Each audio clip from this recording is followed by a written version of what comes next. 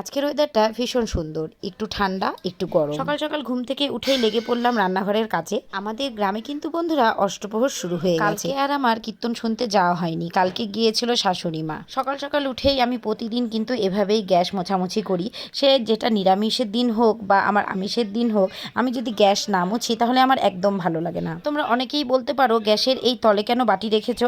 আসলে গ্যাসের এই তলের কান্দাটা না ভেঙে গেছে, অনেক দিন থেকে গ্যাসটা পাল্টাবো সেটা আর পাল্টানো হচ্ছে না। তার জন্য আমি ওই বাটিটা দিয়েছি। বাটিটা কিন্তু অনেকটাই ছোট, বাটিটা দিলে পরে আমার রান্নাটা ভালো হয়। না হলে এর থেকে যদি বড় বাটি দেই তাহলে ভালো লাগবে না। তো কালকের কিছু এঁঠো বাসন ছিল, তো সেগুলো আমি সুন্দর করে মেজে নিচ্ছি। সকাল সকাল ঘুম থেকে উঠেই আমি রান্নাঘরের কাজগুলো এ কারণেই করি, কারণ সকালবেলা মেয়েদের স্কুল থাকে। বাইরের কাজগুলো আমার একদম করা হয় না, কারণ বাইরের কাজগুলো মা সামলায়। তো সকালবেলা যেহেতু আমি লাল চা খাই, তার জন্য আমি সকাল সকাল লাল চা বসিয়ে দিলাম। আর শাশুড়ি খায় হচ্ছে দুধ চা। আর এদিকে তো আমার সকালের একটাই ডিউটি, থাইরয়েডের ওষুধটা আমাকে খেতে হবে। তার জন্য আমি জল দিয়ে আগে থাইরয়েডের ওষুধটা খালি পেটে খেয়ে নিলাম। কালকে রাতের বেলা শাশুড়ি মা কীর্তন থেকে এসে ভাত খায়নি, তার জন্য একটু ভাত বেঁচেছিল, সেই ভাতগুলো আমি বাটিতে বেড়ে নিলাম। এখন হাঁড়িটা আমি সুন্দর করে মেজে নেব। ভাবছিলাম যে এই ভাতগুলো আমি এখন মিট কেসে রেখে দিচ্ছি, পরে যখন রান্না করব তখন আমি ভাতগুলো গরম ভাতে দিয়ে দেবো।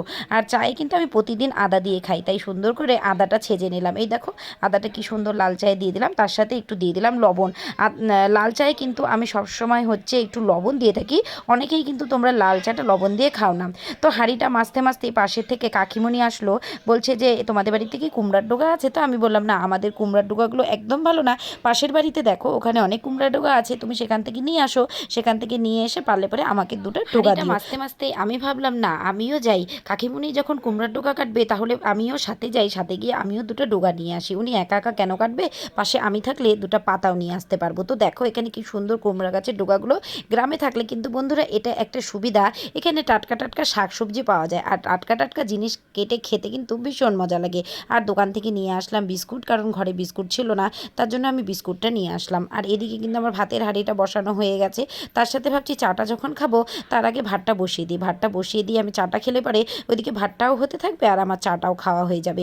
আর এদিকে দেখো আমরা কিন্তু চাল ধোয়ার জলটা একদম ফেলি না, কারণ আমার তো অনেকগুলো ছাগল আছে তোমরা জানো, আর তার সাথে বাড়িতে গরুও আছে। চাল ধোয়ার জল মাড় সব রেখে দিই, পরে আমরা এগুলো ভুট্টা চোকর দিয়ে ছাগলকে বা গরুকে খেতে দিই। আর এখানে যেহেতু চালটা ধোয়া হয়ে গেছে তার জন্য চালটা আমি দিয়ে দিলাম। আর আমি এখানে সুন্দর করে লাল চাটা বেড়ে নিচ্ছি। এখন আমি বারান্দায় গিয়ে বসে বসে খাবো। গুড ডে বিস্কুট কিন্তু বন্ধুরা আমার ভীষণ ভালো লাগে। তোমাদের কীরকম লাগে গুড ডে বিস্কুট তোমরা কিন্তু অবশ্যই কমেন্ট করে জানাবে। তোমরা অনেকেই কিন্তু বলতে পারো দিদি ভাই তুমি একা একাই চা খাবে। হ্যাঁ, আমি আজকে একা একাই চা খাবো। বেশিরভাগ সকালবেলা আমি একা একাই চা খাই, তার কারণ এখনও কেউ ওঠেনি। আমার মেয়েদের স্কুল যেহেতু বন্ধ বা ছুটি, তার জন্য ওরা দুই মেয়ে ওঠেনি। আর আমার শাশুড়ি মা বাড়িতে নেই, ঘাস কাটতে গেছে। আর শ্বশুরমশাইও বাড়িতে নেই, মাল বেচতে গেছে। তার জন্য আমি এখন একা বসে বসে শান্তি করে আমি চা খাবো। এটাই ছিল আজকে আমার সকালের ভিডিও।